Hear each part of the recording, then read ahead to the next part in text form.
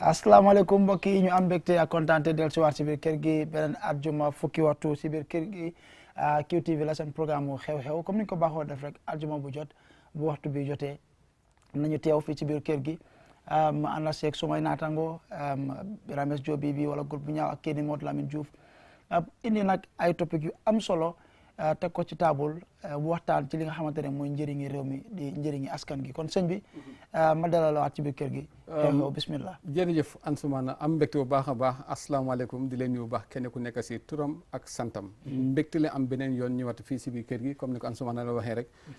mu nekk programme nga xam ne man tam damay baaxoo di ko répété di ko wax di ko waxaat. waaw mooy ñaanum yàlla toog rate ko nekk di ko waral mooy du mu la bëgg pour ma toog dégg. damaa bëgg ma fekkee fu ñu koy waxee. maa ngi see bàyyi xel suma doom His Excellency ambassadeur Essa Bokar Si suma doom déggan na yàlla ku ma bugal boppam nag waaw ñu ngi koo bàyyi xel di ko nuyu suñu xarit la suñu kilifa lay tamit di nuyu képp koo xam ne soppe programme bi la ak anti crime ñoom it fàttewu ma ne ndax suma ay xarit leen rawatina seen commande bi waaye di wax ne rek bi last week ñu ngi doon waxtaanee affaire yi ki nga xam ne mooy late vice président di His Excellency honorable Aliou Badara Diouf ñu ñaan yàlla xaaree ko àjjana amiin bi nga xam ne la bàyyi gannaaw yi tamit mu wërsëgal ñu fan bu gudd ak wér gu yaram bañ mën a bàyyi xel li nga xam ne la fi liggéey si lu rafet ñu mun ko cee toppa waaye dafa am kii mujjee call si programme bi bu dee boromaa ngi seetaan waxutoon nag moom mooy kan ak fan la ñu doon koolee waaye xamal rek ne family late vice président bi bugga nañoo jokkoo ak yow si nu mu gën a gaawee. mooy ku wax ne gars yi waaw ki mujjee kool di wax ne former vice président baa ngi sampa juma foog naa seen boor waaye dafa bañoon a feeñal moom mooy kan ndax dafa ne kii di late vice président Diouf buggutoon kenn xam ne moom moo nekk di sampa juma boobu leen waaye rek di wax ne famille bi bugga nañoo jokkoo ak yow te loolu yëpp si njëriñu fi mu ko nekk di defee la waa koñ ba kon ñu ñaan bu dee borom mu ñoo seetaan wala mu ñoo déglu ci jamono ji te mu nekkoon suñu last call last week ñu la ñaan ngir yàlla nang ñu koolaat fi nga kooloon na nga koolaat tey ji ci nu mu gën a gaawee ndax family late vice président bugga nañoo jokkoo ak yow depuis loolu ba tey every day ñu ngi jokkoo ak ñoom bugga nañoo jokkoo ak yow ñu ngi laa ñaan ngir yàlla Bibi naka woon sa week sa balaa ñoo dugg ci alhamdulilah sant yàlla mbëri ndax xam sax comme yaram bu diis la woon ak képp ku nga xam ne nekk na doomi réew mi ndekte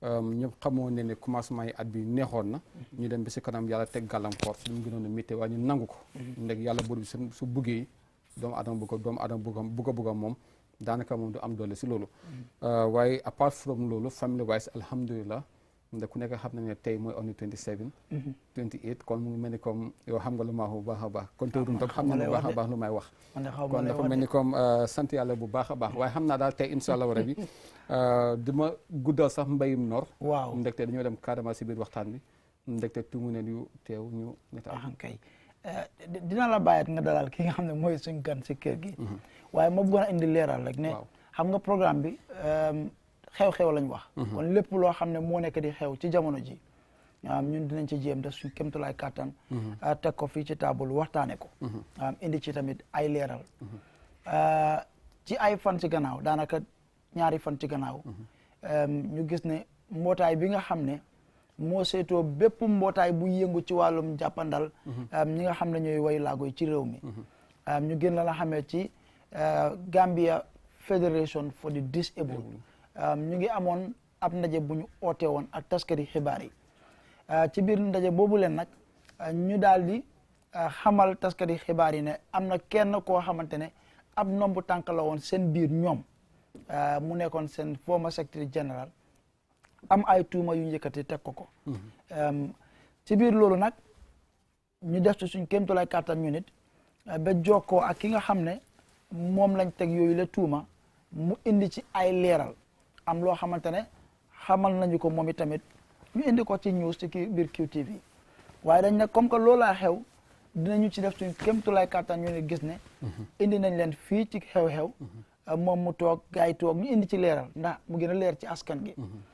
yàlla def na nag moom mi nga xam ne lañ tuumal uyu si nañu ñi ko tuumal nag ñoom lañ njëkk a woo invite leen ñu jox ñu seen kàddu ne dinañ ñëw yàlla def na nag mënuñoo ñëw ndax dañ ne dafa am gàllankoor bi nga xam ne lañ ci am ñu leen di bàyyi xel du ne dañ bañ a ñëw waaye dañ ne am na gàllankoor bi ñëw ci last minute bi yaa def na mënuñoo teew waaye lu leen gënaloon ci lu ñu wax mooy ñu ñëwoon teew ci biir kër yi kon ñu ngi leen nuyu tamit leen bàyyi xel waaye li ci gën a important mooy xam nañ lan mooy tuuma yi kiñ tuumal nag tey yàlla def na mu ñëw teew ci biir kër gi du gan ndax musoon naa ñëw QTV waaw doon sàkku woon place jamono bi nga xam ne ñu ngi amoon élection yi néegi député yi waaye ma bàyyi la nga nuyu ko dalal ko ci programme bi bu ko defee ñu tàmbalee waxtaan jërëjëf Ansumana Olof Njaay mu ne mbaji karkanam borom moo koy fajal boppam te suñu yëkkatee kàddu jëmal ko si yow rek yaay mun a weddi yow rek yaay mun a wax pour mu saf nit ñi te toll nañ si jamono bu nga xam ne weddi gis bokk si te lu mel ni comme yenn tuuma suñ ko tegee si sa kaw dina baax pour nga génn nga wax ne man la mbaa du man mbaa li moo am li amut das nag léegi nit ñi nag ay seen xel yi ñu war a mun a seggil seen bopp ndegte du man ak man la loolu moom dos la mun a sori Lamine Mané asalaamaaleykum maaleykum salaam di la naan yëpp sant naa yëpp borom kër yi sax Mr Dia ak famille am yëpp ak staff yëpp ma nuyu naa leen yëpp kontaan naa ci tawaay bi naka njaboot gi alhamdulilah naka at bi di 2023 bi ni 2023 mu nekk ne is promising suma gis mooy dina ute ak last year alhamdulilah loolu mooy suñu yaakaar alhamdulilah sant yàlla yàlla na am kii mu nekk kilifa bi nga xam ne suñoo xool wàllum jaaram ndekte lu ñoo wax rek ñu bëri dañoo xoolee way laagoy ne am na lu nga xam ne dañ ko télé waaw muy si wàllum doxin waaye soo xoolee si wàllu muy xam-xam si wàllu muy jaar si wàllum man-man tey suñ ko fi doon wax dina jël about moo doon 10 minutes si biographie wala sax lu ko raw waaw ndekte dafa jaar si erreur yu nga xam ne ñu bëri sax fooguñu woon ne ñu doon xeebee yeneen façon nit yooyu si boppam sax moom dina fa àgg jàng na am na maqaama exactement liggéeyal na réew Gambia ba si top level si government xam naa ñi bëri xam nañ ko te li ko waral mooy liggéey bi mu doon def ci nguur bi gis nga Mr Mané mi li ëpp ci ñu ko xam tey Gambia du rek ci liggéey nguuram waaye activisme bi mu doon def waaw loolu yóbbu ko ba mu doon liggéey ci mbootaay bi nga xam ne mooy Federation for the Disabled am na moom organisation yi boppam loolu dinañ ci dugg si kanam waaye dañoo tàmbalee lii tax ñu oo ko fii tey ci kër gi loolu la ñoo tàmbalee first half programme bi yëpp ndax loolu moo gën a important fi moo gën a important Mr Mané yow da nga nekk koo xam ne nit ñi respect nañ la torop ci réew mi te tey soo waxee affaire yi ñi nga xam ne ñooy persons with disability ñu bëri dañ la si dee bàyyi xel soo waxee waxi GFD ñu bëri dañ ne Mr Mané na foofu lañ la xàmmee li ko waral mooy liggéey bi nga fa def waaye jamono dox na ñu gis ne ñi nga xam ne nga bokkaloon mbootaay boobu doon liggéey ak ñoom ñu jóg démba oote woon ab ndaje ak taskati xibaar yi man mi bokkoon naa si ñu fa nekkoon am tuuma yuñ la teg bokk na ci mooy ne yow Mr Mané naam ne bàyyoon nga place bi nga amee woon di secretary general 2019 xam naa loolu ñetti at la xaw ma ñeenti at ci gannaaw almost 4 years waaw ñeenti at ci gannaaw bi nga bàyyee place boobu waaye bokk na si luñ la tuumal dinañ gëstu tuumal yi benn accusation si mooy ne yaa ngi mbuboo tuur boobu ba tey di xëj na sax jël ay koppar alal ci nit wala ay donation ak yu demee noonu using di claim ne yow yaay secretary general bi ba tey ndax dëgg la yaa ngee def lu mel noonu ndax nekkuloo di use fédération bi tuuri fédération bi pour sa soxla bopp yow boobu kontaan naa si question boobu torop man li nga wax dëgg la man kilifa la bi ma nekk fédération sax ki fa nekk léegi nii nekku fa woon dama nekk fa dama nekk as a board member for 9 years time boobu benn ndaw si moo fa nekk suma benn sister tudda Asetu Sanya mu ngi liggéey Gatwock kooku mooy chairman woon dama nekkoon board member man ak Diba Si ak yeneen Ibrahima Kole ak yeneen man fa nekk ba 9 good years because that time every time 3 years la su jëlee dañoo dem congress foo jëlee ma yaakaar si ñoom ba 9 years as a board member and diggante yooyu board bi am problème ak Asetu time boobu ba xëccoo bi ñëwee man ak ñoom ñoo xee ndax mën nañoo xam lan moo indi woon problème bi. non problème boobu sama leadership la boobu leadership la boo xam ne chairman mooy Asadou Sanyang mu am ay treasurer under her mu am yeneen members as usual wante treasurer ñoom ñoo bëgg a overthrow Asadou Sanyang how can a treasurer jëlee decision on top of a chairman of the federation soo gisee suñ constitution bi chairman is more powerful than the treasurer. Wow.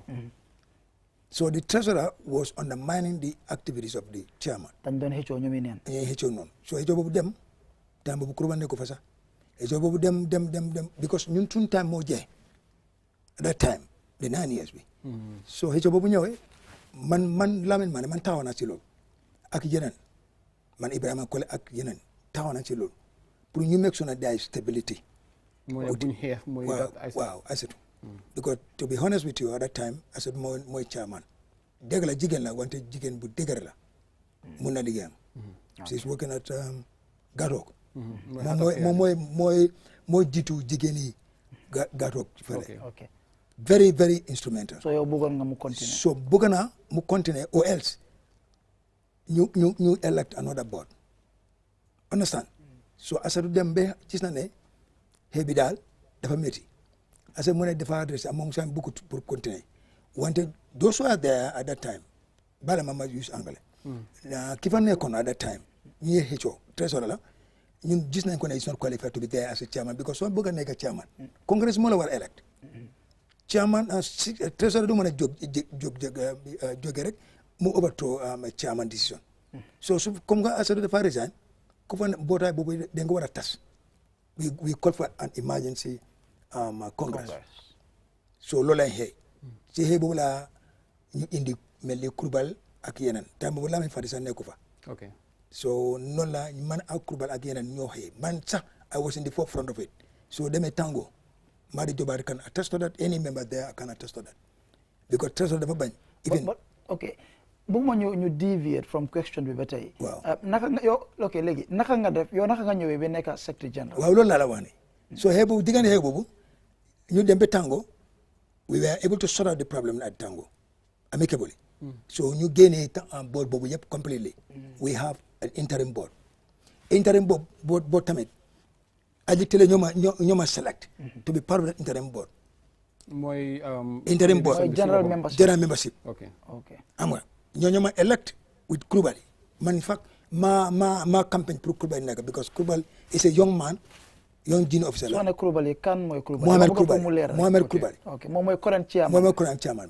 bi ma make sure ma convince yu bari pour mu ñëw because he's a young intelligent somebody la ko xam ne dama am respect ci moom member la of Govi as a visual empire person la man nekk physical challenge person so we will have a right in the board so ma make sure ma convince guy ne Kurbal is a young one and he can make a difference man from the beginning ma wala loolu man musuma bëgg a nekk a chairman of the federation dama am lu tax not because I don't have the qualification or the experience no but I have a reason for that loolu dinañ ko ñëw so ma ànda Kurbali under interim board member bala at boobu jeex so man ak Kurbali ak ñoom ñu ñoo ànda time boobu I was a member of the board ma ànda ko ba diggante yi few months later ñu am congress ñëw ñu dem congress boobu Karaba bis lañ ko defee congress boobu ba tey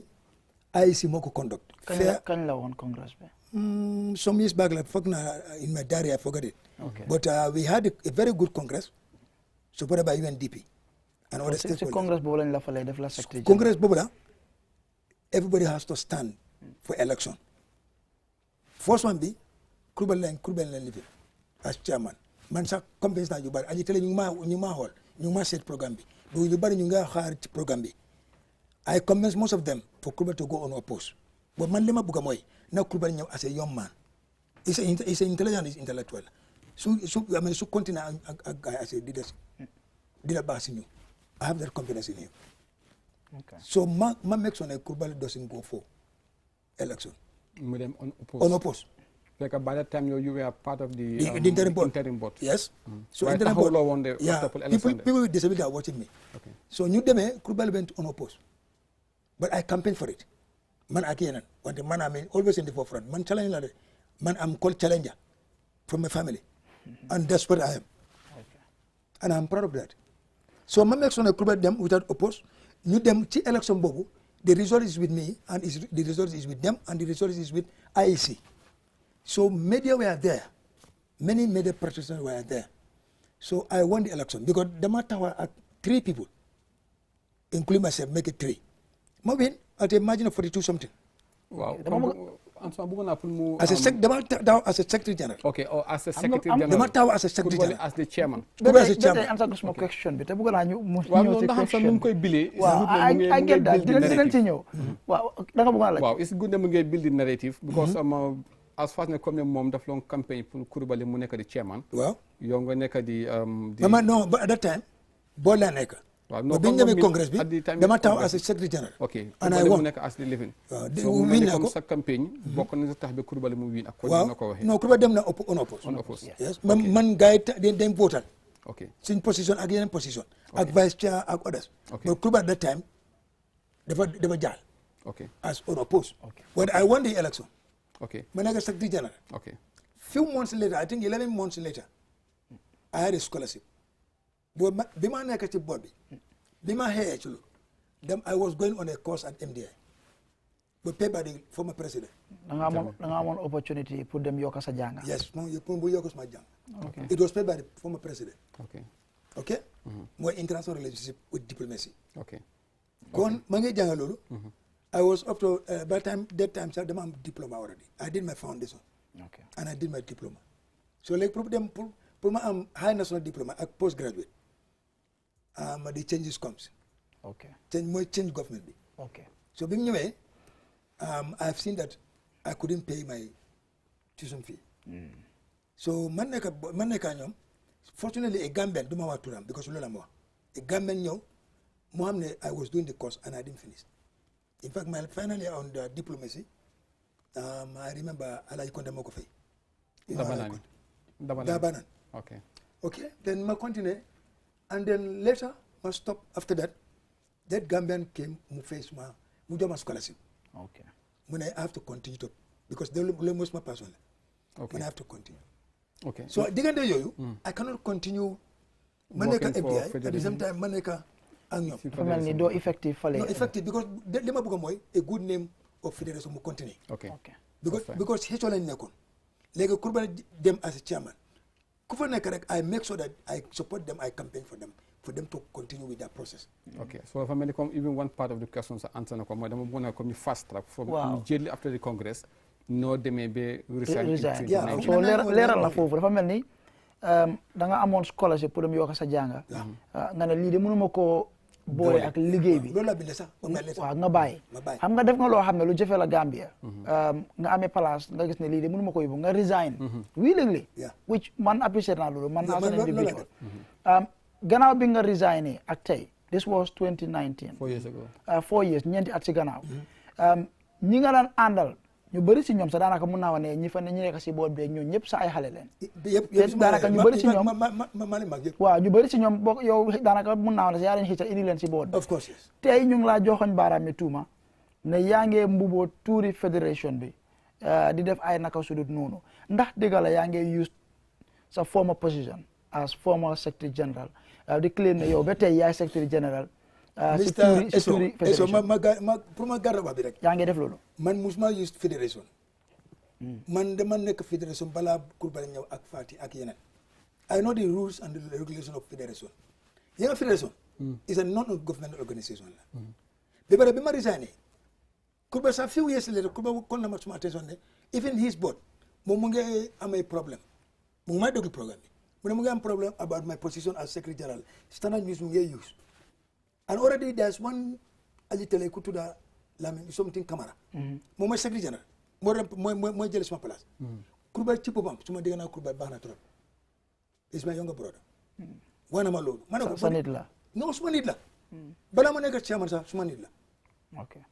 suma nit la man I know the type of people I go with them. kon mu mel ni da nga daa xatuma boobu yow. liñ laa tuumal. musuma use because standard news ba moom sax wana ma ne comme nga mu ngi am a little bit confusion within the board. No, dinañ standard moom dinañ ñëw si standard. waaw mu ne dafa def mu ne ma dinaa seet what can I do with the standard. In fact, the whole media is only standard using that Secretary General of the Federation. Okay. Wante ma gàttal waa bi man li ma def yëpp suma activities in the name of my organization, which is legally registered in 2007 and legally registered under Federation as usual in 2007. mooy as an affiliated association. Yes. Boobu maa ko sant 2007. I'm the founder, the chairman and the secretary general. Okay. Ba pare turi boobu soo demee social security the logo is there. Soo demee Access Bank the logo is there. fu ma nekk fu ma bind rek the logo and the stamps are there. Okay, fine. Musuma use Federation as something. teg fa sa baram ma ñëw mooy comme dafa am olof lu mu lay wax mooy bukki su sangoo dere béy dafa jëfee nga xam ne bukki la ndax béy la te fu ñu toll right now ni si réew mi duñ lee xàmme position nit la ñoo xàmme. Yes. ok te Ansumana moom mu ngi liggéey QTV mun na fi resign wax ne bàyyi naa ñun ñoo ko xam waaye ñu nga xam ne déggoon nañ ko QTV bu njëkk ba léegi am na ñu nga xam ne mun nañoo jël butéel wax ko ne yóbbaale nga joxal ma ko sa boos. Ansumana soo ragal fee yàlla nag dina ko jël moomale ko boppam kenn du xam. su nekkee ku nga xam ne si boppam nag am na nu muy demee dina wax ne ko ne man bokkatuma fa. koolal kii moo bëgg laa laaj si daat far na ndax kenn musul laa yóbbante dara si turi fédération bi nga moomale ko sa association bi. su ma diggee yàlla ak suma bàmmeel non xanaa soo ma koolee nga ne have something for the federation dama laa jox number Kurubali o ma jox ko Maymuna number Maymuna mooy secretary bi nga di la ñoom directly because man nekkuma board bi si yoon man yokkuma si board bi man I have responsibility on my organisation even suma organisation si ron bota bi la nekka si ron federation bi nekka so whatever decision is there they decided and let us know from the group wante musuma jëlee alal jambur ma wax ko ne I'm still at the board because su ma jëlee façon yooyu naka laa ko deliver how do I see myself to deliver that I'll be guilty okay I'll be guilty as I'll use my common sense. Yeah, conscience. I'm physically challenged, but emotionally I'm the best. Okay. Because I know the rules and the regulations of the federation. Nekkuma fa. Lu am ne ñëw na suma turi mbootaay. I will take that. waaw boobu lew na la. Because maa ko lijjante loolu. Man liggéeykat man pour lijjante dara loolu rek la amoon. Because I'm well known in this country and outside the world. ok beneen question. musuma ko jël balaa suma la ñëw si beneen question rek mooy comme ndax amut tam am na bu nga xam ne dara mun na moo war a mun a ñëw te fekk comme ne in a broader perspective fédération bi la loolu gën a bénéfice ñëpp den sa wax ou maybe sa duga mu ñëw si yow instead of the fédération. non loolu musta am man li ma am yëpp suma turi mbootaay la leen nekk and I make sure that I call my members even and the non-members I sometimes even call non-members yi nga man I'm dealing with physically challenged parce que man noonu laa mel. Even the name of my organization is called National Organization for Disabled and Orphans. Déglu ma de NODO. Registered in 2007. Wow. Under the federation at the same time legally. When anything comes, for instance, turi NODO la day nekk. Wante man musuma jëlee alal kii naka even bi ma nekk secretary general sax I make sure that the chairman even bi ma resigné anything pertaining to my own development of my organization. mel ni dama bind dara mu ngi ñëw I make sure ma jaar through the director. Okay. Director bi inform director Lamin Fati. Okay. Ba Lamin bala mu nekk director Mr. Bahum moo nekkoon director. Dama make sure ma contact Bahum and then from there ma contact the chairman or Bahum contact the chairman. ne lii ak lii moo war a xew ci NODO Lamin maa ne nii ak nii la war. All the 19 DPO organizations can attest to that. Even Bim Lamin Fati ñëwee as acting director, I was told we endorse it. Bi mu nekk director. Even tey anything su fekkee man suma mbootaay moo war even the wheelchair presentation I'm doing now. Balaa maa def ko anywhere I contact the director. Ma make sure I did that. Even when Kurubali was on leave, Muhammad Kurubali was on leave, I make sure I contacted her. That I have a wheelchair to be donated by Social Security or by Dunangam, and then I would like one of you to be present there. But Muhammad Kurba will always tell me at that time he's on leave at the same time, but the farm a lot of engagement.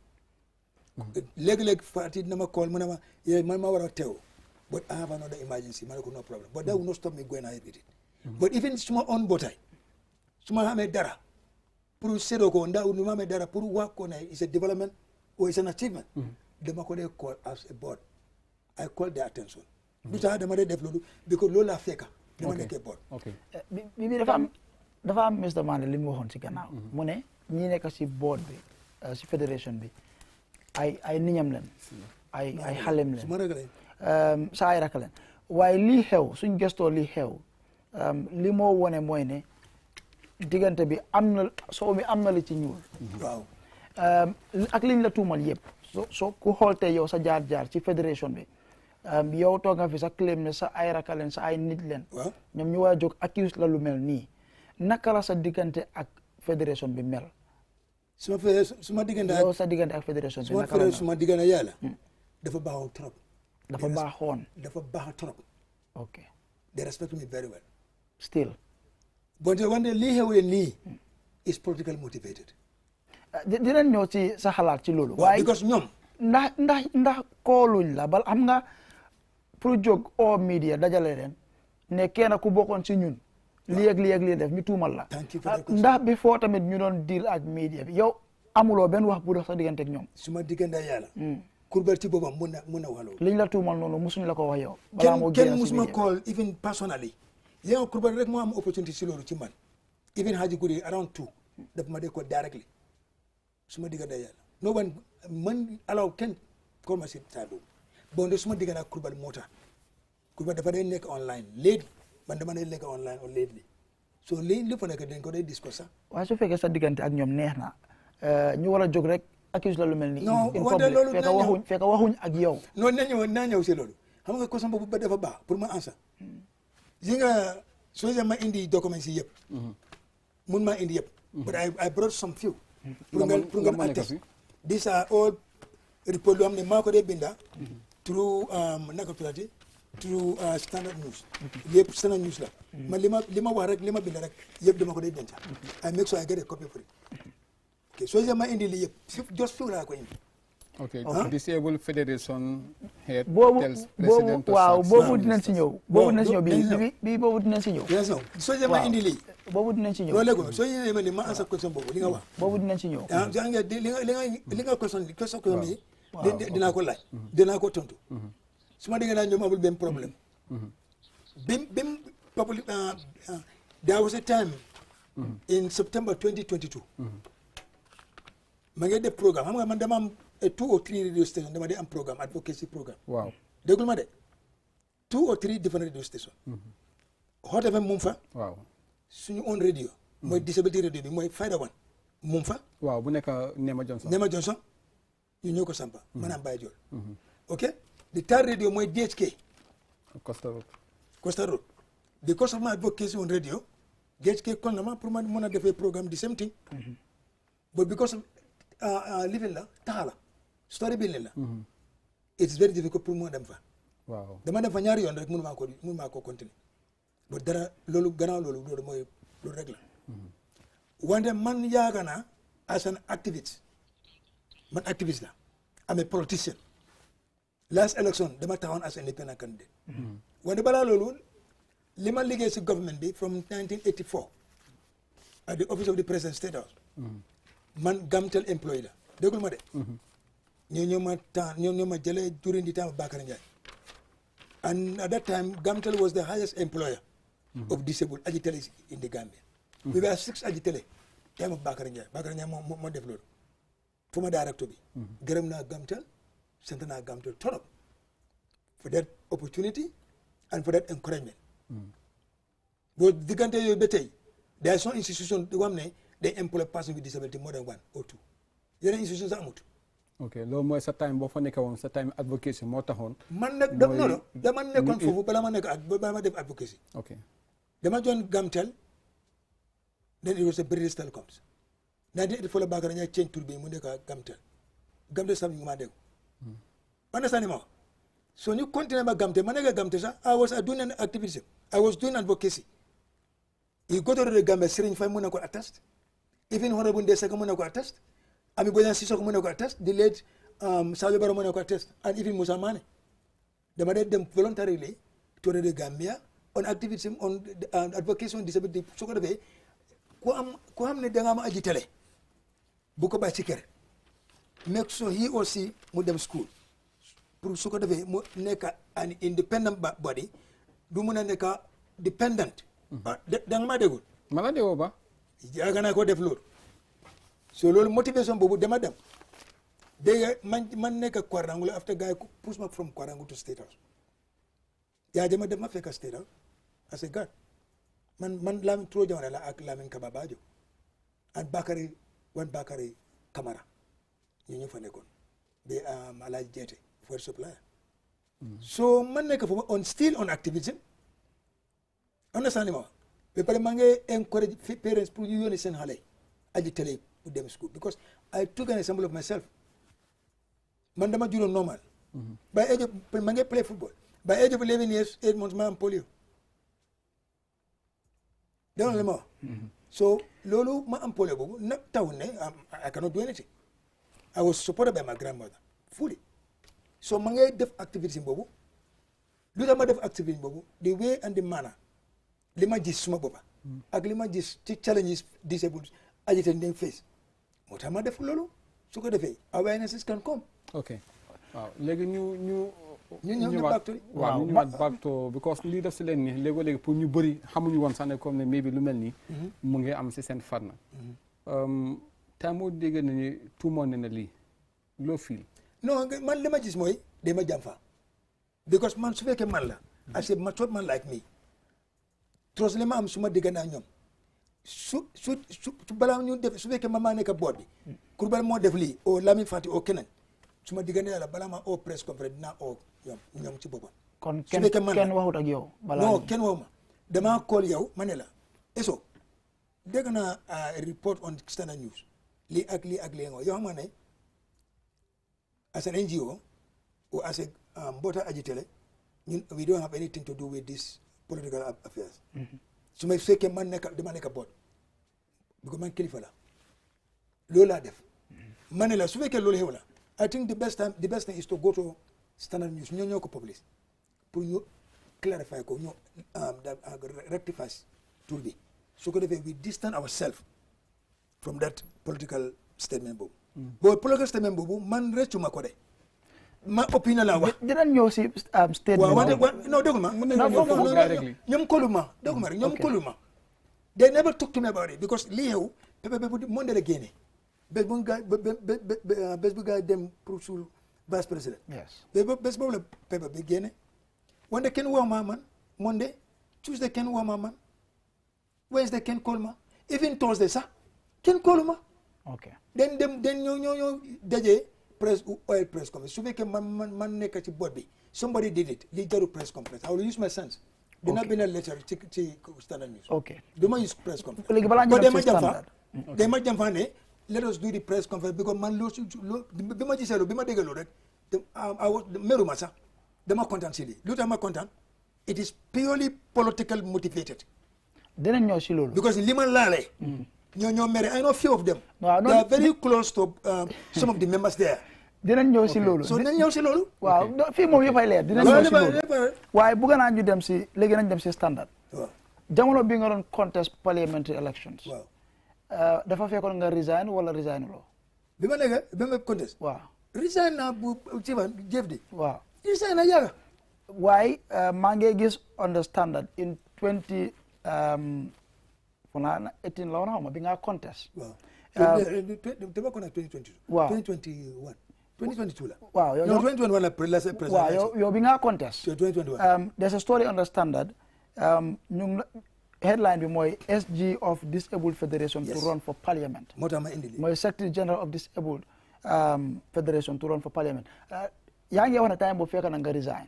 waaw resign te lii buñ ko publish fekk yaa ngi doon waaj pour contest parliamentary elections te fekkoon na nga resign moo tax ma wala ne lan moo tax génnuloo clarify waaw loolu tax ma wala ne even that time clarify naa ko wante Kurba ci boppam sax was having a problem war naa la loolu if you can remember the here war naa la ne Kurba mu ne ma one day he was having some little bit problem within the board xam nga ma nekkuma ko ci board ci affaire yi clarification boobu ma ne ko yow warta jëlee warta nangu loolu sax loolu yow xam nga as a chairman of the federation you have all right to write to the federation and fale Standard News ma ne ko yow waru loolu nga war a def non déglu man suma boppa waaw man suma boppa attaque na kii directly kii naka tuddaat Jadama moo ko Jadama ne bàyyi naa fédération as secretary general depuis 2019 I have the letter with me the copy waaw war ngeen den issue a rejoin ma ne ko da nga war a rectify lii waaw because yow da nga jëlee report léegi-léeg nga yóbbu ko si sa boss si sa gaay without rectifying this thing ma ne ko soo jëlee lii please because suma boy bi sax mooy Coulibaly Mohamed ma ne ko mus dama wàllul ne is having some confusion within the board loolu war taa xew even this one sax dama dem direct to standard lii xew nii balaa ñu kol ma dama seet lii because man loolu moo tax bala bi lii xewee rek ma download the video to your WhatsApp video boobu soo ko gisee you know that I was called Lamin Mane chairman of the National Organization for Disabled and the secretary general soo xoolee video boobu the same dress la sol dress boobu soo xoolee moo nekk on the front page so da nga gis ne video boobu ak ki dem print lii confusion foofu la ñëwee ok waaye fooguloo tamit ne the fact ne push loo pour standard ñu rectify lii because ñoom bi ñu ko publisher xam nga dem na viral already waaw waroon nga yow tamit as an individual fooguloo waroon na la nga make sure nga def loo mun pour gis ne issue waat nañ rejoin da pour wane ne dañ make error fii diw nekkul secretary general bi moo foofu la nekkoon waaye doona Jadama sax Lamin Camara ki jël sama place doona ko turam because I know he's a colleague doona ko turam dégul ma de ba pare bi mu daw sa teel Coulibaly mu ngi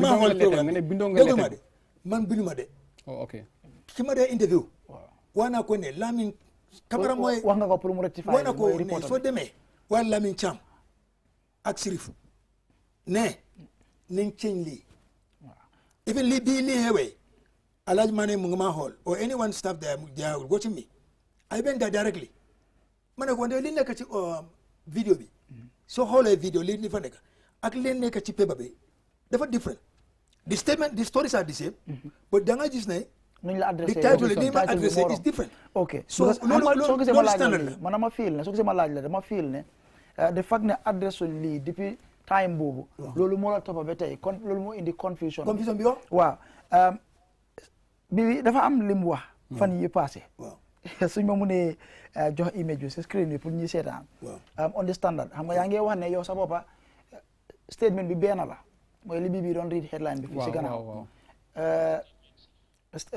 different statement nga joxe waaye yaa ngi wax ne si interview bi nga am ak standard nga ne président bi dafa war a daaxa 6 cabinet ministers su dee bëgg naa succeed si gàttal mooy ne président Barrow dafa war a daaxa juróom benn ministre si cabinet am bii current cabinet yow di nga ne daf leen war a daaxa su bëggee succeed xam nga bii from this time it's a big statement te waxaloo ko si loolu is a big statement to you but to me ki génne it's a small statement to me waaye lan moo xam nga lan moo statement bi non ak yow su ma laajee ak yow fan nga wéer loolu ne su daaxut ñi du succeed non ma ne ak ñan la na mën nga ne wax succeed you ask a very good question yes yi nga man yàgg naa système bi yàgg naa government depuis 1984 understand mo directly at the office of the president but dama nekk diggante Kwarangul ak State House finally they pushed me to State House permanently few years later am na li xew stay na Gambia Gamtel they are watching me they took me from there ma dem Sénégambia I was at the bill only bill la nekk du ma dee toog ci kaw sax Gamtel are watching me okay few months bi mu demee di teg loolu ne I am moved from State House communication to Sénégambia and I can attest to that they just jumped one day and came for me ma di waaj bi mën a nga delluwaat then I went back to State House foofu laa nekk permanently understand mo wante li ma xam time Jawara 11 years under him as a communication officer li ma jàng ci foofu Jawara is the first president may he so rest in peace daf ma dee wane disability is not inability mu ne lim yéen mun na def ñun tamit mun leen ko def mu ne ma in the history nga xam loolu ne from the time ma nekk président ba tey benn agitateur musta dugg fii mu nekk a responsible person mu ne so you should be proud of yourself so yow soo continuer si li nga def in future yeneen agitateur dina la emulate loolu am proud of that but to be honest bi ma demee State House even ram sa amut pour dugg sa office non ram amut wante bi ma demee thank God there was a ram even today the ram foofu moom fa because of my wheelchair and to be honest people are watching me civil servants are watching me so I was there with some able people dama nekkoon fo yéen jigéen yi ak in fact man kese maay góor dama fekk ay jigéen yi foofu on that office liggéey ak ñoom bañ gaañ transfer loolu bés coup d'état bi I was there with former director of NI Mr Cissé ku gaañu waa Brikama la doomam mooy tudd Asatu Cissé Asatu kooku léegi fi mu nekk nii mu ngi ci Brikama America with her husband so moom si gàttal am nga daal comme institutional memory bi non institutional memory bi mam fa so sa xam-xam la moo tax nga ne daal 6 ministres non dina ñu si loolu waaw dañ bëgg pour ñu dina ñu si loolu déglu ma gàttal wa bi yéngal suma experience from Jawara regime to Jammeh regime because Jammeh liggéey naa moom 3 years ba time boobu nekkul président guard la sécurité guard la bi ma nekk moom after the best coup d'état ma nekkoon communication bi so I'm proud of that and I learned a lot bi mu Jammeh jëlee réew mi on Friday I was the last person to be evacuated at 12 midnight but Monday morning demal Sukuta I was the first to be picked with the AK-47 7 people because the office was locked nobody was there to mount it so I'm proud of that so bi ma ñëwee loolu I learned a lot in the government system ma ñëw ba Barrow ji nga Barrow I love Barrow and Barrow is watching this program maybe but Barrow like me because man ak Barrow we know each other for good 11 years bala mu nekk 2017 president 11 years so Barrow I know how humble he is Barrow I know how keta Barrow wana ma live and direct ci kanam agité mu ne seen family dafa moom benn système agité la woon so Barrow has the clue of information about the agité so Barrow has that sympathy when man ñëw si li tax ma bindali dama toog from 2017 man support naa Barrow ba tey sa is my president su ma nee moom mooy président su ma neewut moom mooy suma président as long as man sa bëgg naa ko because even 2021 man nekk independent candidate su ma digga naa yàlla ak suma bàmmeel vote naa ko Barrow vote naa ko I just want to uproot the rubber stamp mooy kan mooy député nekk parlementaire ku loolu laa bëgg a génnee ba pare dama bëgg su ma amee man taw si independent ma mën a empower persons with disability loolu wante li dama binda li ma gàtta wa bi I've studied from 2017 dama dee binda de I've studied the structure of the cabinet ak the performance of the cabinet I did my own research whether they are going further or we are going backward my own analysis la wa de and through my analysis I pinpoint these 6 people I have nothing against them individually but li ma gisee mooy when we come to our own ministry in fact dama bëgg ma am another time one by one I can analyze I can narrate all these people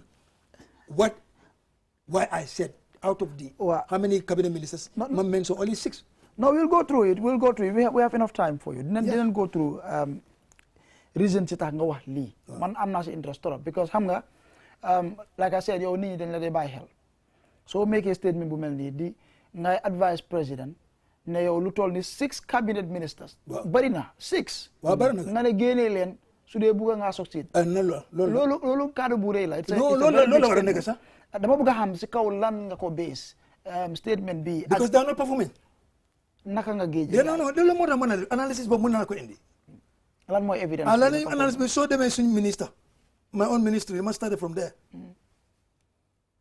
you want to deliver as a minister as a cabinet minister so kooku bokk na si ñoo bëgg a muy Fatou Kinte mooy number 1 lan moo la Fatou Kinte as a minister ñu ñoo xee affaire disability bill from the former Second Republic dégul ma de it was very tough for us because of under dictatorship la ñu xee continuer ba yàlla ñëw ñu yëpp contribute suñ effort man mooy dictatorship bi Jammeh waaw Jammeh sa waay la di non maa taw isma waay man ji nga man suma baay ki ma jur waa naa ko dégga suma yaay ki ma jur war naa ko dégg affaire aji télé maanaam yow da nga lay Jammeh suma xarit la système bi non Jammeh suma xarit la waaye dictateur la déggul ma waaye dictator la because Jammeh first 10 years bi he was not a dictator I can attest to that everybody is listening to me lan moo ko change the first 10 years bi mu ñëwee 94 Jammeh he did well development of infrastructures and other things he did it correctly but the last 10 years of Jammeh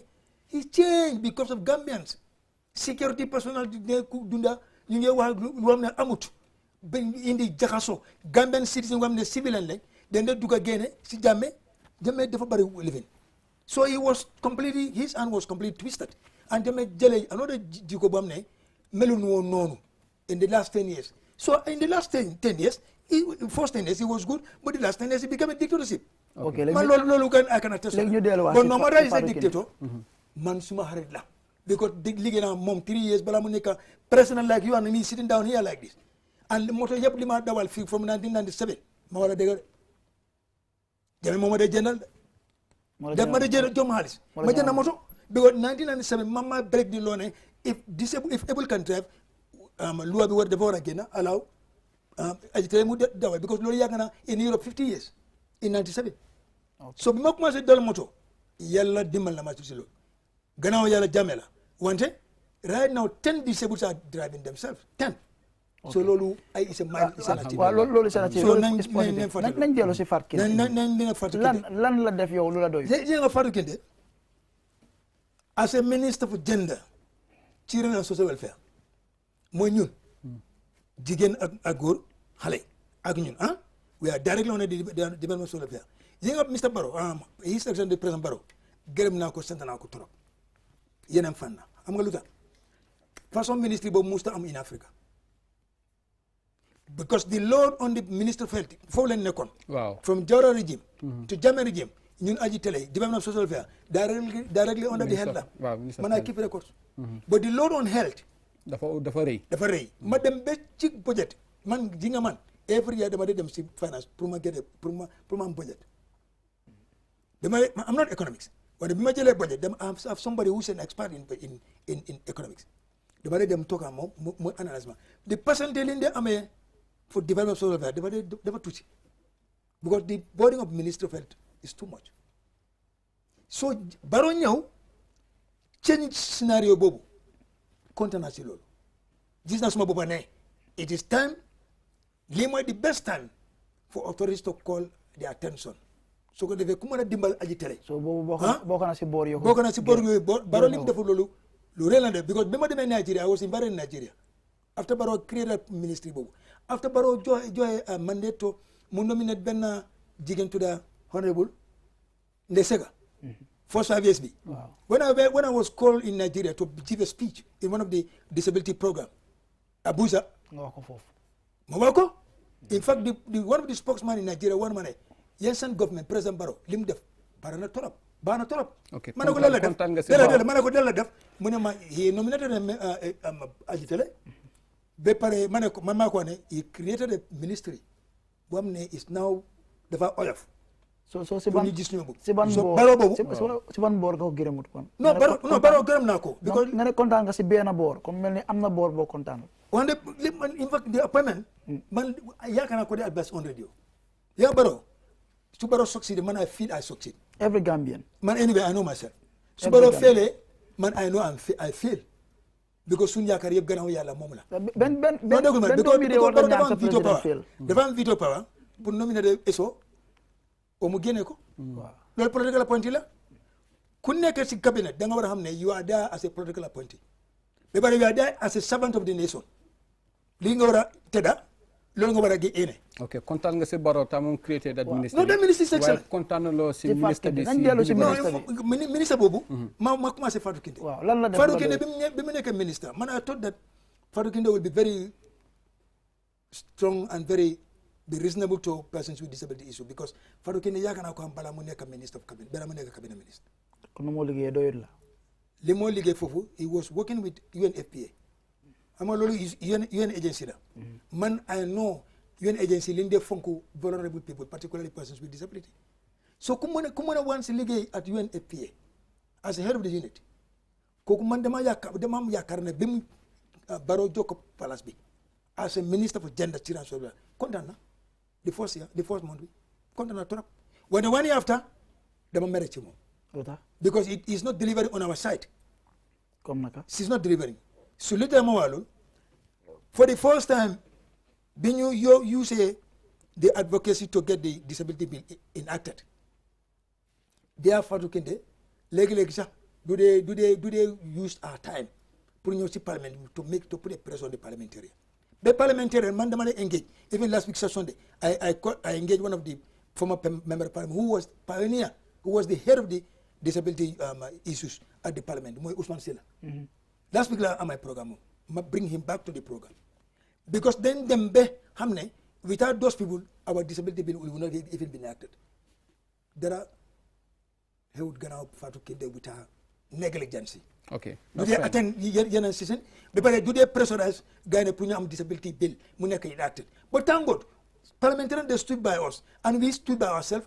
we all move together until the Barrow signed the bill bi when Barrow signed the bill bi I was the first to call BBC because it's a cause of celebration now it has been idling for so many years thank God now Barrow signed it and it's now in the law. No, but Fatou Kinte in disability bill wow. there are so many things in the disability bill just few accessibility is number 1 wow.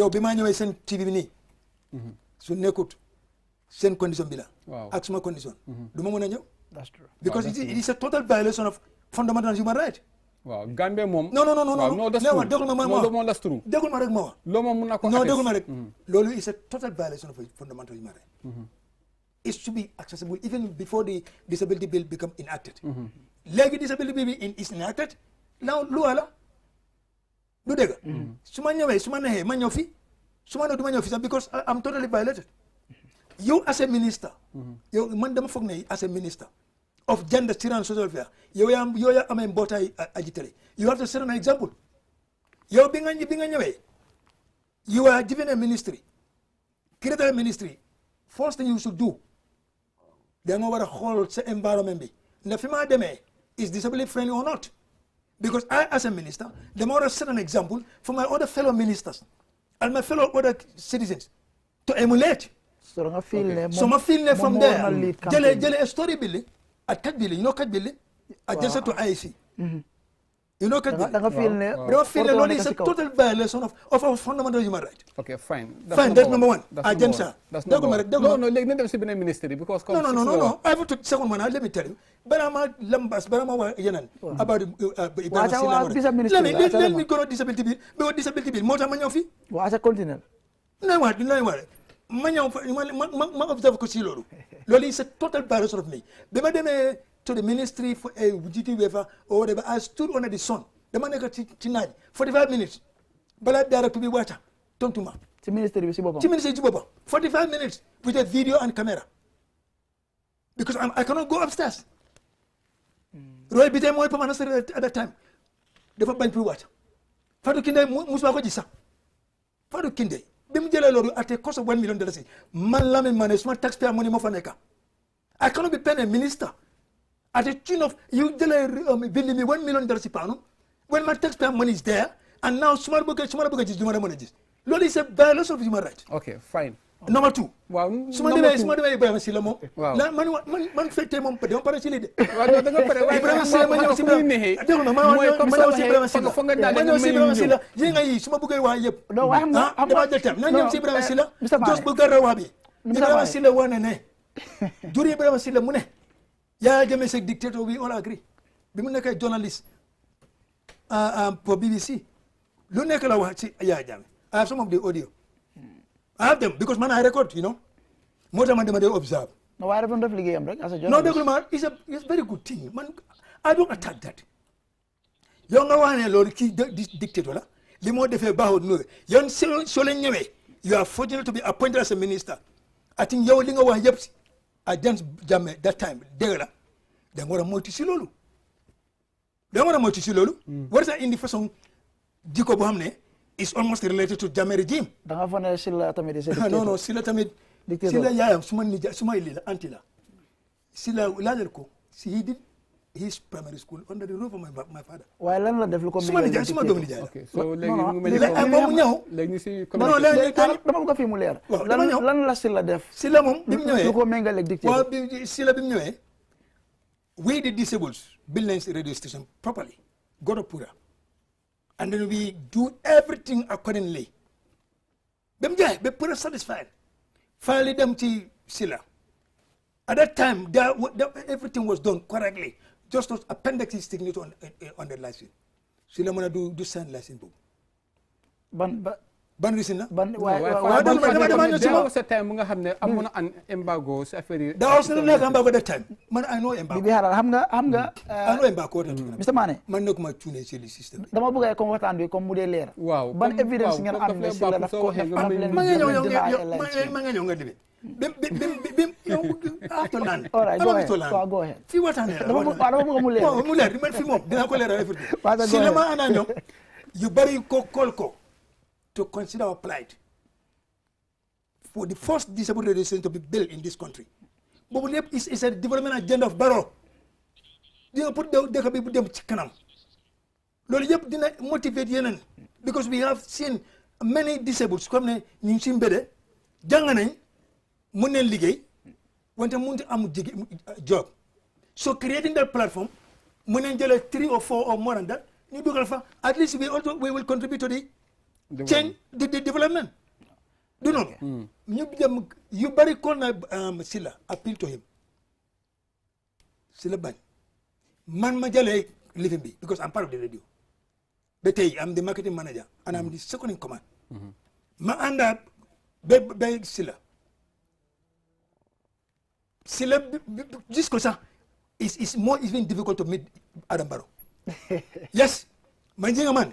I'm in the season for 39 years. Donc lay bind waaye foog loolu is a dribbler bu Silla c'est dribbler. waaye foog loolu dribbler. waaye foog loolu dafa busy tamit. Non ko busy.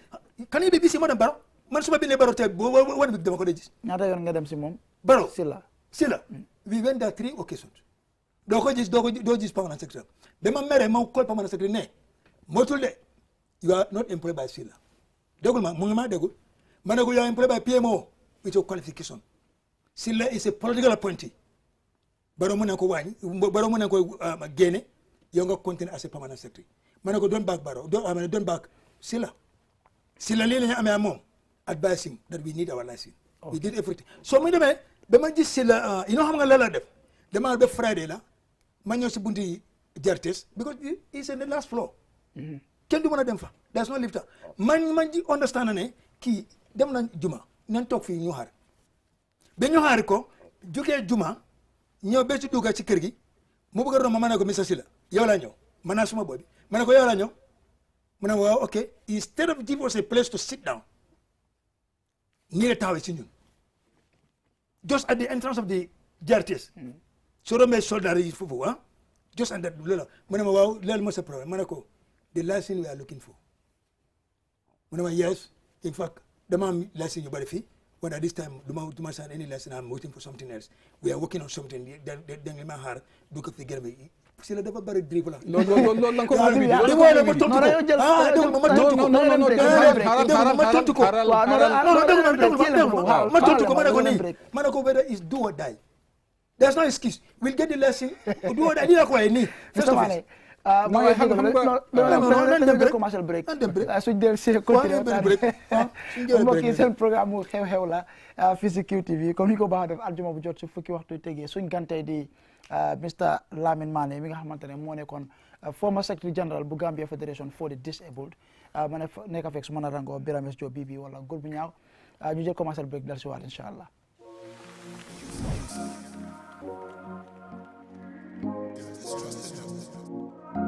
Xew Xew compagnie bu ëppa client yu ees yu koy jëfandikoo si biir réew mi Xew Xew am 4G plus coverage bu gën a yaatu si biir réew mi internet bu gën a gaaw ñetti yoon naataangoom yi kon nag toxul léegi dal di dial *335# dal di bànneexu 4G bu dëggantaan Xew Xew network Gambia bu ñu gën a wóolu.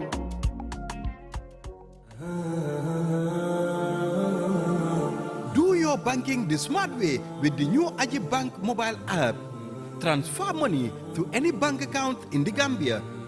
top up airtime for all networks, pay utility bills, check your account balance and view mini statements, request for ATM cards, request for checkbooks, and more in a single touch.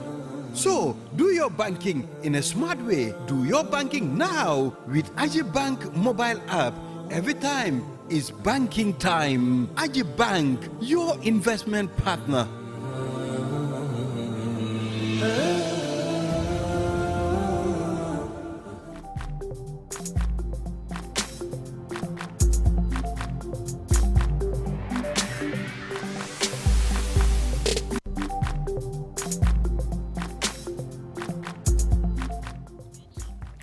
mbokk yi ñu del soir ci biir kër gi seen programme xew-xew la gannaaw break bi bi yaa ngi amoon question pour Mr Mane before break bi doon ñëw. waaw mooy si affaire yi comme ministre bi comme loolu loi moo ko mais at his own discretion moom moo seet lu ko neex mu def su ko neexee mu wax waaw su ko neexee mu wax déedéet am na risque ni boppam.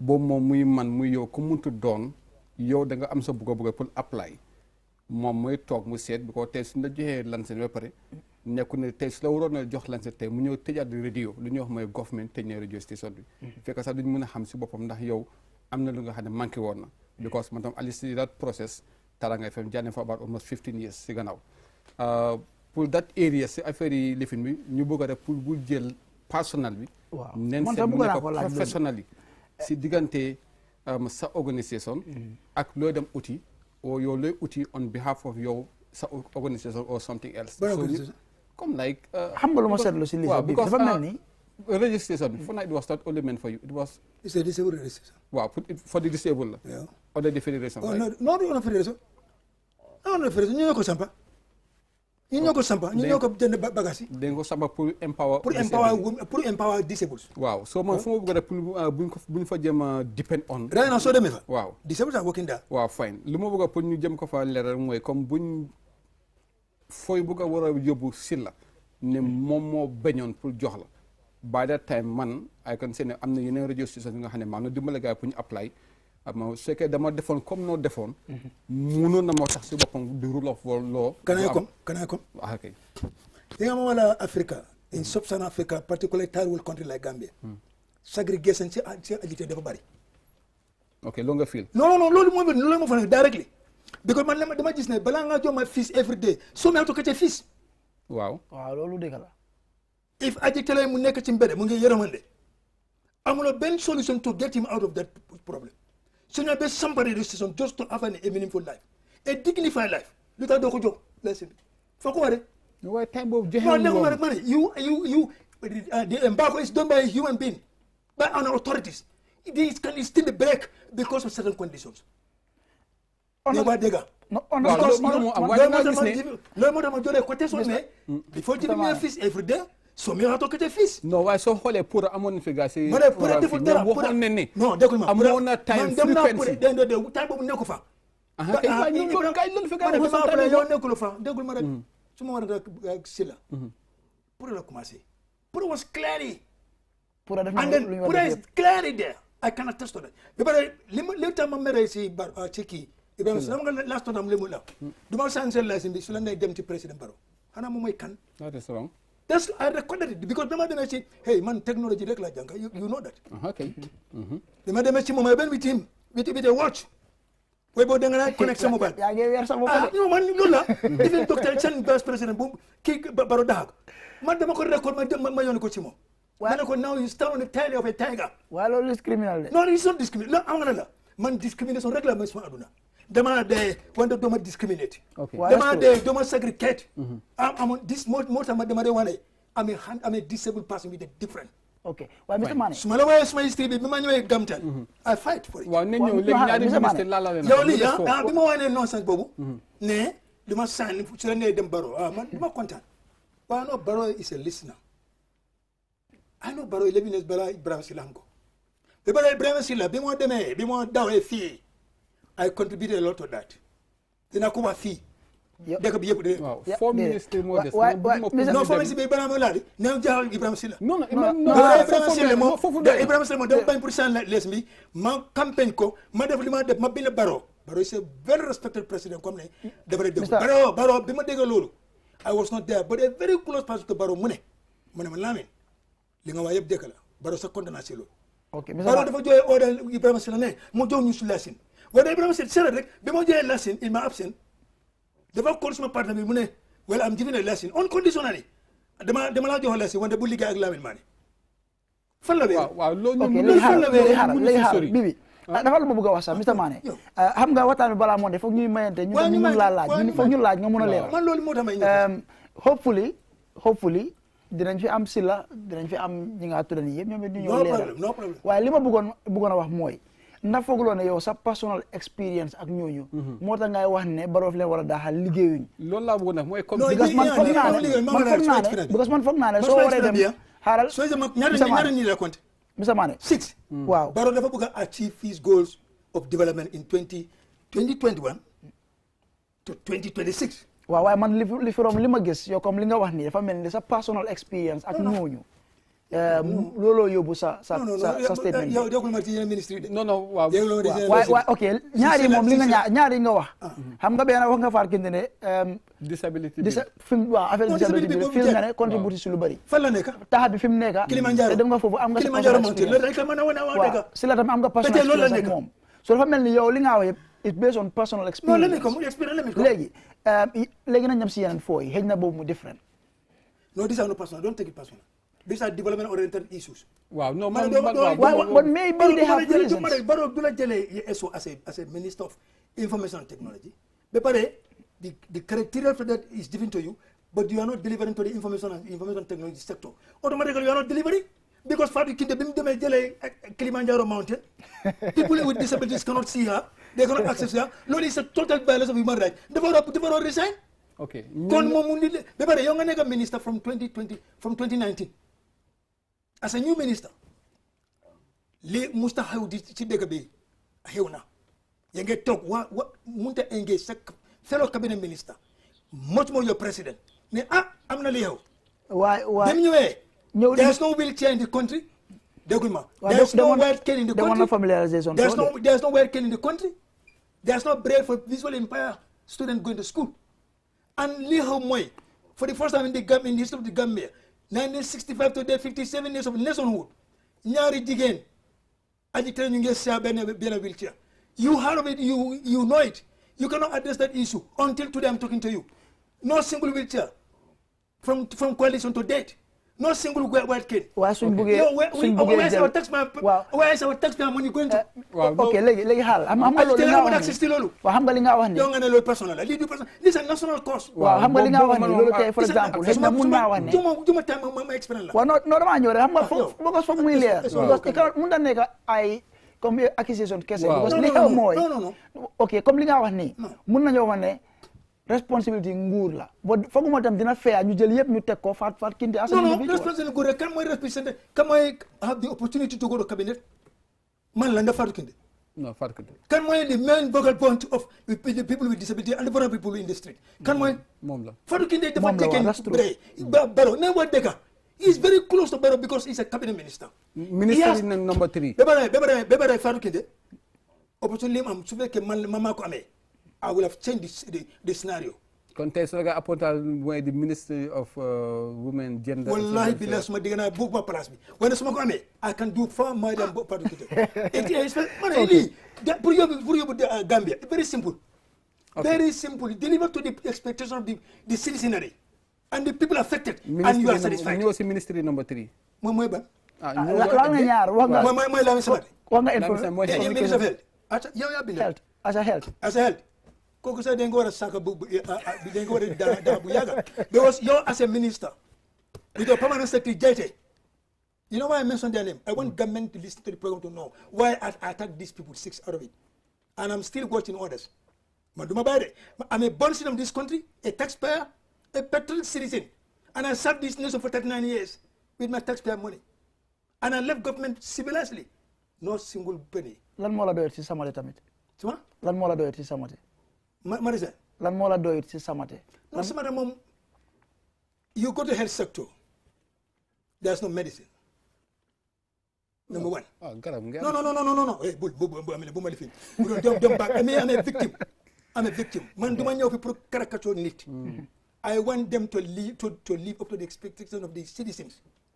You know xam nga yow jàng na kii jàng na keneen jàng na su fekkee yow sa diggante yàlla you cannot run the institution Ben Barrow elect la ñaata nit moo nekk Gambia 2.2 million people ñu jëlee la yow as a credible person ñu teg la favor Barrow dafa am garant dafa am lan dafa am expectation ne suma ko dafa am yaakaar Barrow suñu yaakaar la su kanam Barrow yaakaaram tas ñun ñoo tas so demee la Amin Samade bi mu ñëwee as a minister I was very happy lu tax he was working he's a doctor and he's working at RBT at that time.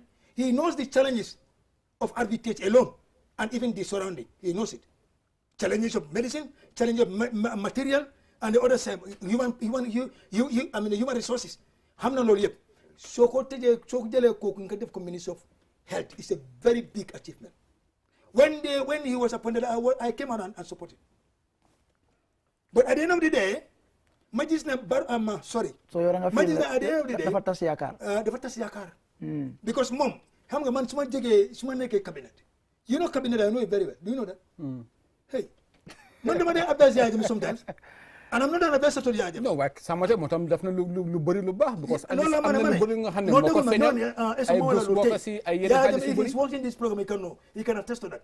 Bakary Camara can attest to that. So many people there. Sometimes man dama dee stop Yaya Jammeh within the compound. Dama dee wax ne li nekk on the ground. Because it's only vulnerable and the poor people that can tell the president what is the reality of the ground. That's true. No wala loolu tey. These cabinet ministers, permanent secretaries, they are all dribblers. So they may say president, they don't tell him the right thing. So that the president can be empowered to develop the country, to achieve his goals.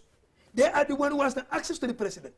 So li xew si dëkk bi, li xew si vulnerable people, li xew si askani, ñoo am the right to tell the president. So that Angale money is problem solving. Okay. But President Barrow bi mu ñëwee dégul ma de mu ngi maa dégul Barrow is my friend. Barrow vindicated ma ne I said the truth. Do you know that?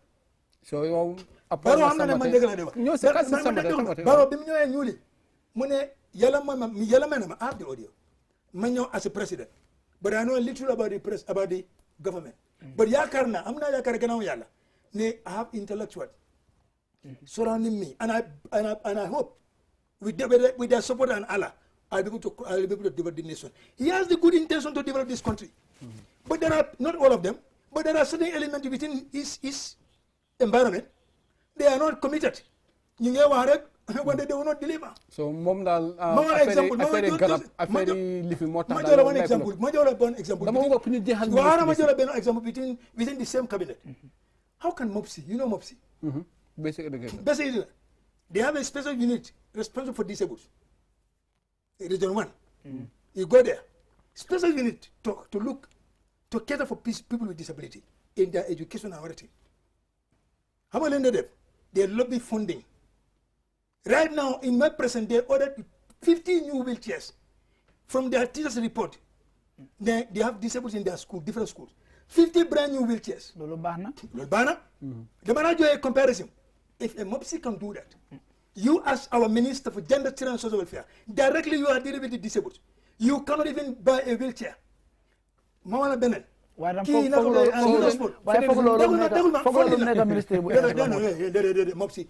budget they are giving budget every year.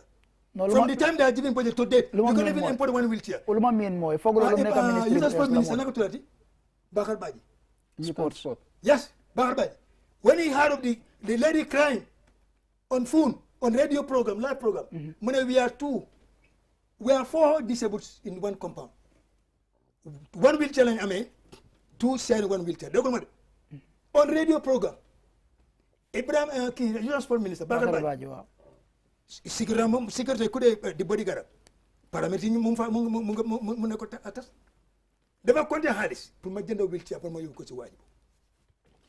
The village is called Walikunda. You go to Bikamba, so what a Bikamba? Governments are listening to me. So Bakari Baji Mombo see. No, Bakari Baji or Sabaka is doing well. Okay. He's doing well. Bakari Baji is doing well. No, man, I don't, man, La Moy, Lemar Moy, as can be. du ma rakk benn ministre. dama bëgg ñu jeexal 6 minutes ma ñëwaat ma ragal ma Barrow sax du ma ministre boo xam ne Barrow ñoo leen taw they are political appointee. loolu weddi ma ko in the morning and then in the afternoon they kick them out, they have no place to go. loolu weddi ma ko man suñu jeexalee 6 minutes ba pare ma wala leen I put them there for them to serve the nation. waaw suñu jeexalee 6 minutes ba pare you better resign. waaw dama bëgg suñu jeexalee 6 minutes ba pare ñu jël di remaining time delluwaat back si allegation su nga xam ne waaw léegi jeexal ñu wax 6 minutes léegi ok ban nga ministre number 4 ban la bu ministre of health moom dañ ko war a daal bu yàgg because 70 xale yi gaañu ba tey you cannot even have a proper investigation, you cannot even give a correct report until WHO came out with a report. Okay, 5 loolu nga toog nga ne loolu contradiction la ban façon contradiction la you as a responsible citizen. Ministry number 5 ba pare su ma nekkee advisor Barrow su ma nekkee part of the Barrow Mama Barrow mu dégg loolu de if I was part of the Barrow's advisor Barrow li mu read after the death of that 70 children duma ko do read man sof da man dama wax ànduloo woon ak statement dama wax Yaya Jammeh sometime ne lii xew ci dëkk bi on the ground man on the ground laa nekk lii ak lii moo xew so know how to go about it dama ne wax dama ne toog moom nii ok ministry number 5 mooy kan Hawadi yow yaa compté nga fi yow wax nga fi social welfare wax nga fi health wax nga fi communication ma tudd Moussa Dramé boo mooy Moussa Dramé mooy import léegi fisheries nekk ok Moussa Dramé gis nga Moussa Dramé moom dama ko yërëm it dama yërëm ko Moussa is not educated non mooy ministre bi nga yërëm dégg ma ne bi Moussa ñëwee ni ma wala loolu Moussa was working with me in 1984 85 86 as a parliamentary secretary upstairs xam nga li tax Moussa ñëw as parliamentary secretary Jawara dafa ko compensé papam was a chief very influential and very supportive to PPP li ma waaye dëgg bi yëpp am na woon Moussa Dramé is not educated papam dafa gis ne Jawara dafa gis ne papam is a struggler dafa dee organize moo bëri sam waaye Mr. Mane soo na educated loo meen Moussa Dramé bi mu ñëwee ministre local government maanaam demu université nga bëgg a wax da ban université Moussa Dramé loolu miin comme demu université ma ne jàngut non waaye soo seetee Baro jàngut maanaam ku nga am qualification waaye Baro wax na ne moom xamul ministre naka government waaye am na ñu nga xam ne si Baro mu nekk président Baro was working on his own business. That's true. That's true. And I recognize him for that time. That's true. But from there he went to London. Wow. ñëwaat. Wow. He's continuing doing that on struggle. Wow. yi nga Moussa Dramé su dee maanaam jàngul dem school ak jàng du benn. non waaye comme comme nga dem classe ak nga jàng di. yaa ma laaj question bi. you better allow me to learn. waaw. Moussa jàngut fa xamam bari soro noonu. Moussa. bëgguma ñu dem into dafa compensé papa. bëgguma ñu dem into personal ministre comme xamul mu indi ko as a parliamentary secretary. bëgguma ñu dem into lu personal. dama bëgg because bi mu ñëwee at local government land foofu la war a commencé. xam nga lan la nekkoon. waaw. yow sa diggante yàlla yéen you are all here with me. time Yaya Jammeh the land problem was too much. It was, even today it was too much. But that time the thing was very fast. When you're in the Barrow and the coalition, we have the hope that when they come, they'll be able to clear all the problems that Yaya Jammeh left here. Dogo yokati. But when this man comes as a minister of local government, number one was the Munge Yoka land problems. Yes, because the fact that certain areas, people were the dictatorship was doing, in the name of the government. Well, that was not the mandate. That was not the mandate. You have 4 minutes. 4 minutes, let me say 4 minutes. Huh? 4 minutes. I said, come on. Because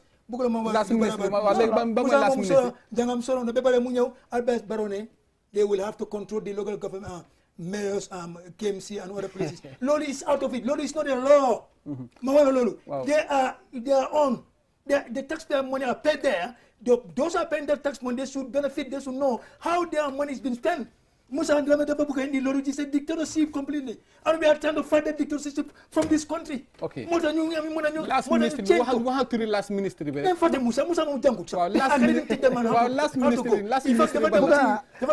Wow. It's going to make more bolognas than that. Wow, nigga, last ministry ban la. Mr. Mane. Mention just go to ñu dellu si allegation. Time jeex na. Ñu dellu si allegation si Mr. Mane. I wish ñu am enough time. Waaw, ñu dellu si allegation si.